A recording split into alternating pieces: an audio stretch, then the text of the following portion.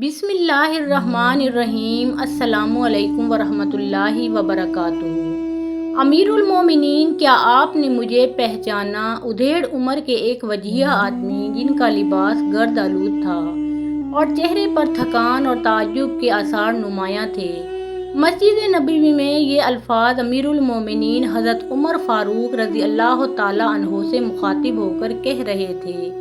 یہ فاروق اعظم رضی اللہ تعالیٰ عنہ کی خلافت کا ابتدائی زمانہ تھا۔ خلافت کے بارگراں نے آپ کو اس قدر خاموش اور سنجیدہ مزاج بنا دیا تھا کہ ملاقات کے لیے آنے والوں کو ان کے رویے پر سرد مہری کا گمان ہوتا تھا۔ امیر المومنین نے ان صاحب سے رسمی انداز میں مصافحہ کیا تو انہیں شک گزرا کہ حضرت عمر فاروق رضی اللہ تعالیٰ عنہ نے انہیں پہچانا ہی نہیں، لیکن یوں ہی ان کی زبان سے استفہامیہ لہجے میں یہ الفاظ ادا ہوئے۔ فاروق اعظم رضی اللہ تعالیٰ عنہ نے ان پر شفقت بھری ایک بھرپور نگاہ ڈالی اور بڑے گمبھیر انداز میں یوں گویا ہوئے، ہاں اللہ کی قسم خوب پہچانتا ہوں، تمہیں اللہ تعالیٰ نے حسن معرفت سے مشرف کیا۔ واللہ تم اس وقت ایمان لائے جب بہت سے لوگ کفر و شرک کی ظلمتوں میں بھٹک رہے تھے، تم نے اس وقت حق کا اقرار کیا جب لوگ انکار کر رہے تھے، تم نے اس وقت وفا کی جب لوگ بدعہدی کر رہے تھے، تم اس وقت آگے بڑھے جب لوگ پیچھے ہٹ رہے تھے۔ سب سے پہلا صدقہ جس نے رسول اللہ صلی اللہ علیہ وآلہ وسلم اور آپ کے اصحاب کے چہروں کو بشاش کیا، تمہارے ہی قبیلہ طے کا تو تھا۔ امیر المومنین اتنا ہی کہہ پائے تھے کہ نوبارد ملاقاتی بے اختیار پکار اٹھا، بس اے امیر المومنین، بس میرے لیے یہی کافی ہے۔ فاروق اعظم رضی اللہ تعالیٰ عنہ کے یہ ملاقاتی حضرت عدی رضی اللہ تعالیٰ عنہ تھے۔ حضرت عدی رضی اللہ تعالیٰ عنہ اس نامور باپ کے فرزند تھے جس کی سخاوت، شجاعت، مروت اور مہمان نوازی کی ظہور اسلام سے کچھ عرصہ پہلے ساری دنیائے عرب میں دھوم مچی ہوئی تھی۔ ہماری مراد حاتم طائی سے ہے۔ حضرت عدی رضی اللہ تعالیٰ عنہ کا قبیلہ طے مدتوں سے یمن میں آباد تھا اور وہاں کے سربر آوردہ قبیلوں میں شمار ہوتا تھا۔ اس قبیلہ نے ایک عرصہ سے دین عیسوی قبول کر لیا تھا اور عیسائیوں کے رکوی فرقہ میں شامل ہو گیا تھا۔ حاتم طائی اس قبیلے کا سردار تھا۔ حضرت عدی رضی اللہ تعالیٰ عنہ نے ہوش سنبھالا تو عمارت و سطوت اور جاہ و حشمت کو اپنے گھر کی کنیز پایا۔ رسول اکرم صلی اللہ علیہ وآلہ وسلم کی بعثت سے چند سال پہلے جب حاتم طائی نے وفات پائی تو قبیلہ طے کی سیادت کا تاج دستور کے مطابق حضرت عدی رضی اللہ تعالیٰ عنہ کے سر پر رکھا گیا اور ظہور اسلام کے وقت وہی بنو طے کے سردار اور حکمران تھے۔ جب اسلام کی فتوحات کا سیلاب عرب میں ہر طرف پھیلنے لگا تو عدی نے اپنے اقتدار کا سنگاسن ڈولتا ہوا محسوس کیا۔ وہ سمجھ گئے کہ اس سیلاب کو روکنا ان کے بس کی بات نہیں، لیکن حکومت کا نشہ آسانی سے نہیں اترتا۔ چنانچہ لوائے اسلام تھامنے کی بجائے انہوں نے اس موقع پر جو طریقہ کار اختیار کیا اس کو بعد میں ان الفاظ میں بیان کیا۔ حضرت عدی رضی اللہ تعالیٰ عنہ فرماتے ہیں، رسول اکرم صلی اللہ علیہ وآلہ وسلم کی ہجرت مدینہ کے بعد ہر طرف سے لوگ دائرہ اسلام میں داخل ہونے لگے، مگر مجھے اپنے دین کی صداقت کا پورا یقین تھا۔ ادھر رسول اللہ صلی اللہ علیہ وآلہ وسلم کی فتوحات کا دائرہ روز بروز وسیع ہونے لگا۔ اب میرے دل میں اپنی حکومت اور دین دونوں کے بارے میں خطرہ پیدا ہوا۔ اسی زمانہ میں ایک دن کسی شخص نے مدینہ سے آ کر مجھے بتایا کہ محمد صلی اللہ علیہ وآلہ وسلم نے میرے بارے میں یہ پیشن گوئی کی ہے کہ کسی دن سردار طے عدی کا ہاتھ میرے ہاتھ میں ہوگا۔ میں یہ سن کر دہشت زدہ ہو گیا اور ایک غلام کو حکم دیا کہ وہ ہر وقت سامان سفر تیار رکھے اور جو ہی اسلامی لشکر کی آمد کی خبر سنے مجھے اطلاع دے۔ ایک دن وہ غلام صبح سویرے میرے پاس دوڑتا ہوا آیا اور کہا کہ آقا محمد صلی اللہ علیہ وآلہ وسلم کا لشکر بڑھتا چلا آ رہا ہے۔ گھوڑوں پر زینیں کسی تھیں اور سامان سفر بندھا ہوا تھا۔ میں نے اپنے اہل و عیال کو ساتھ لیا اور سیدھا شام کا رخ کیا۔ جہاں میری عیسائی برادری آباد تھی، وہاں میں نے جوشیہ بستی میں اقامت اختیار کر لی۔ گھر سے روانہ ہوتے وقت جو بھگدڑ مچی، اس میں میری بہن مجھ سے بچھڑ گئی اور اسلامی لشکر کے ہاتھ اسیر ہو گئی۔ یہ واقعہ 9 ہجری میں اس وقت پیش آیا جب رسول اکرم صلی اللہ علیہ وآلہ وسلم نے 50 مجاہدین کا ایک دستہ حضرت علی رضی اللہ تعالیٰ عنہ کی قیادت میں بنو طے کی طرف بھیجا۔ رئیس قبیلہ عدی فرار ہو چکے تھے۔ دوسرے اہل قبیلہ نے معمولی مزاحمت کے بعد ہتھیار ڈال دیے۔ جنگی اسیروں میں صفانہ بنت حاتم بھی تھیں۔ ان سب کو مال غنیمت کے ہمراہ مدینہ پہنچا دیا گیا۔ مدینہ منورہ میں جب بنو طے کے اسیروں کو رسول اکرم صلی اللہ علیہ وآلہ وسلم کی خدمت میں پیش کیا گیا تو صفانہ بنت حاتم نے آگے بڑھ کر عرض کیا، اے صاحب قریش، مجھ بے کس پر رحم کیجیے۔ باپ کا سایہ میرے سر سے اٹھ چکا ہے اور بھائی مجھے بے یار و مددگار چھوڑ کر بھاگ گیا ہے۔ میرے والد سردار قبیلہ تھے، بھوکھوں کو کھانا کھلاتے تھے، یتیموں کی سرپرستی کرتے تھے، حاجت مندوں کی حاجتیں پوری کرتے تھے، پڑوسیوں کے حقوق ادا کرتے تھے، اسیروں کو رہائی دلاتے تھے، زیر دستوں کی دستگیری کرتے تھے، مظلوموں کی حمایت کرتے تھے اور ظالموں کو کیفر کردار تک پہنچاتے تھے۔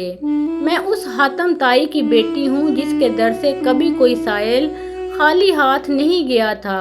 اگر حضور صلی اللہ علیہ وآلہ وسلم مناسب سمجھیں تو مجھے آزاد کر دیں تاکہ میری وجہ سے عربوں کی قومی روایات پر حرف نہ آئے۔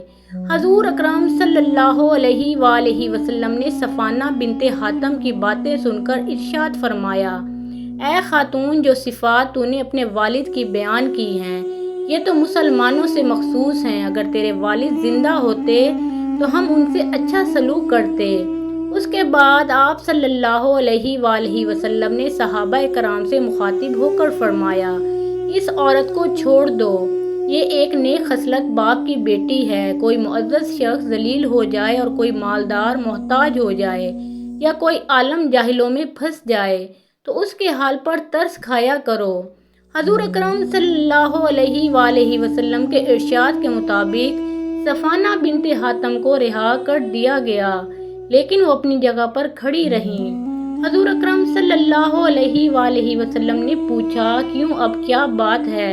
تو صفانہ بنت حاتم نے عرض کیا، اے محمد صلی اللہ علیہ وآلہ وسلم، میں جس باپ کی بیٹی ہوں اس کا یہ دستور نہ تھا کہ قوم مصیبت میں مبتلا ہو اور وہ چین کی نیند سوئے۔ جہاں آپ نے مجھ پر کرم فرمایا ہے وہاں میرے ساتھیوں پر بھی رحم فرمائیے، اللہ آپ کو جزا دے گا۔ حضور نبی رحمت صلی اللہ علیہ وآلہ وسلم صفانہ بنت حاتم کی التجا سے بڑے متاثر ہوئے اور حکم دیا کہ سارے اسیران طے کو رہا کر دیا جائے۔ اس پر صفانہ بنت حاتم کی زبان پر بے اختیار یہ الفاظ جاری ہو گئے، اللہ آپ کی نیکی کو اس شخص تک پہنچائے جو اس کا مستحق ہو، اللہ آپ کو کسی بدکیش اور بدطینت کا محتاج نہ کرے، اور جس فیاض قوم سے کوئی نعمت چھن جائے اسے آپ کے ذریعے سے واپس دلا دے۔ ایک دوسری روایت میں ہے کہ صفانہ بنت حاتم نے جب پہلی مرتبہ حضور صلی اللہ علیہ وآلہ وسلم سے اپنی رہائی کے لیے درخواست کی تو آپ صلی اللہ علیہ وآلہ وسلم نے ان سے پوچھا، تمہارا نگران کون تھا؟ صفانہ بنت حاتم نے جواب دیا، عدی بنت حاتم، میں اس کی بہن ہوں۔ حضور صلی اللہ علیہ وآلہ وسلم نے فرمایا، وہی عدی جس نے اللہ اور رسول سے فرار اختیار کیا۔ صفانہ بنت حاتم نے اسبات میں جواب دیا تو حضور صلی اللہ علیہ وآلہ وسلم کوئی فیصلہ کیے بغیر تشریف لے گئے۔ دوسرے دن بھی حضور صلی اللہ علیہ وآلہ وسلم اور صفانہ بنت حاتم کے درمیان ایسا ہی مکالمہ ہوا، لیکن حضور صلی اللہ علیہ وآلہ وسلم نے کوئی فیصلہ صادر نہ فرمایا۔ تیسرے دن صفانہ نے پھر وہی درخواست کی۔ اس پر حضرت علی رضی اللہ تعالیٰ عنہ نے بھی ان کی سفارش کی۔ حضور اکرم صلی اللہ علیہ وآلہ وسلم نے اب یہ درخواست قبول فرما لی اور صفانہ بنت حاتم کو رہا کرنے کا حکم دیا، اور ساتھ ہی یہ ارشاد فرمایا کہ ابھی وطن جانے میں جلدی نہ کرو، جب یمن جانے والا کوئی معتبر آدمی مل جائے تو مجھے اطلاع دو۔ چند دن کے بعد یمن کے قبیلہ بلی یقظہ کا ایک وفد مدینے آیا۔ صفانہ بنت حاتم نے حضور اکرم صلی اللہ علیہ وآلہ وسلم سے درخواست کی کہ اس وفد کی واپسی کے وقت مجھے اس کے ہمراہ بھیج دیجیے۔ چنانچہ حضور اکرم صلی اللہ علیہ وآلہ وسلم نے صفانہ بنت حاتم کے مرتبے کے مطابق سواری، لباس اور زاد راہ کا انتظام کر کے انہیں قافلے کے ساتھ روانہ کر دیا۔ صفانہ بنت حاتم کو عدی کی اقامت گاہ کا علم تھا۔ مدینہ منورہ سے وہ سیدھی جوشیہ پہنچیں۔ بہن اور بھائی کی ملاقات کیسے ہوئی، اس کو حضرت عدی رضی اللہ تعالیٰ عنہ کے اپنے الفاظ میں سنیے۔ ایک دن جوشیہ میں ہمارے گھر کے سامنے ایک سانڈنی آ کر رکی۔ محمل میں ایک نقاب پوش عورت بیٹھی تھی۔ مجھے شک گزرا کہ یہ میری بہن ہے، لیکن پھر خیال آیا کہ اسے تو مسلمان اسیر کر کے لے گئے ہیں، وہ ایسے کروفر سے کیسے آ سکتی ہے۔ اسی وقت محمل کا پردہ اٹھا اور یہ الفاظ میرے کان میں پڑے: ظالم قاطع رحم، دھتکار ہے تجھ پر، اپنے اہل و عیال کو لے آئے اور حاتم کی بیٹی کو تنہا چھوڑ دیا۔ بہن کی باتیں سن کر میں سخت نادم ہوا، اپنی غلطی کا اعتراف کیا اور معافی مانگی۔ بہن خاموش ہو گئی۔ پھر سواری سے اتر کر جب کچھ دیر آرام کر چکی تو میں نے پوچھا: صاحب قریش کیسا آدمی ہے؟ تو بہن نے جواب دیا: جس قدر جلد ہو سکے تم ان سے ملو، اگر وہ نبی ہیں تو ان سے ملنے میں سبقت کرنا تمہارے لیے سرخروئی کا باعث ہوگا، اور اگر بادشاہ ہیں تو بھی یہ سبقت تمہاری قدر و منزلت کا وسیلہ ہوگی۔ میں نے بہن کی زبان سے یہ الفاظ سنتے ہی گھوڑے پر زین کسی اور سیدھا مدینے کا رخ کیا۔ حضرت عدی رضی اللہ تعالیٰ عنہ مدینہ منورہ پہنچے تو بہت سے لوگوں نے انہیں پہچان لیا اور فرتے حیرت سے پکار اٹھے: یہ تو عدی بن حاتم ہے۔ لیکن کسی نے ان سے کوئی تعارض نہ کیا اور وہ سیدھے مسجد نبوی میں رسول اکرم صلی اللہ علیہ وآلہ وسلم کی خدمت میں جا حاضر ہوئے۔ حضور صلی اللہ علیہ وآلہ وسلم نے ان کا نام پوچھا اور پھر ان کا ہاتھ اپنے دستے مبارک میں لے کر کاشانہ اقدس کی طرف روانہ ہوئے۔ راستے میں ایک بوڑھی عورت اور پھر ایک نوعمر لڑکے نے آپ صلی اللہ علیہ وآلہ وسلم کو روک لیا اور دیر تک آپ صلی اللہ علیہ وآلہ وسلم سے باتیں کرتے رہے۔ جب انہوں نے از خود گفتگو ختم کی تو حضور اکرم صلی اللہ علیہ وآلہ وسلم آگے روانہ ہوئے۔ حضرت عدی رضی اللہ تعالیٰ عنہ یہ واقعہ دیکھ کر بڑے حیران ہوئے اور دل میں خیال کیا کہ یہ طرز عمل کسی دنیاوی بادشاہ کا ہرگز نہیں ہو سکتا۔ گھر پہنچ کر حضور صلی اللہ علیہ وآلہ وسلم نے حضرت عدی کو چمڑے کے گدے پر بٹھایا اور خود زمین پر بیٹھ گئے۔ حضرت عدی رضی اللہ تعالیٰ عنہ شرمائے اور عرض کی: حضور آپ صلی اللہ علیہ وآلہ وسلم ہی اس پر بیٹھیں۔ لیکن حضور اکرم صلی اللہ علیہ وآلہ وسلم نے حضرت عدی رضی اللہ تعالیٰ عنہ کو حکم دیا کہ تجھ کو اس پر بیٹھنا ہوگا۔ حضرت عدی رضی اللہ تعالیٰ عنہ حضور صلی اللہ علیہ وآلہ وسلم کا حکم مانتے ہوئے اس پر بیٹھ گئے اور خود نبی کریم صلی اللہ علیہ وآلہ وسلم زمین پر بیٹھ گئے، کیونکہ گھر میں اس کے علاوہ کوئی بھی اور چیز نہ تھی۔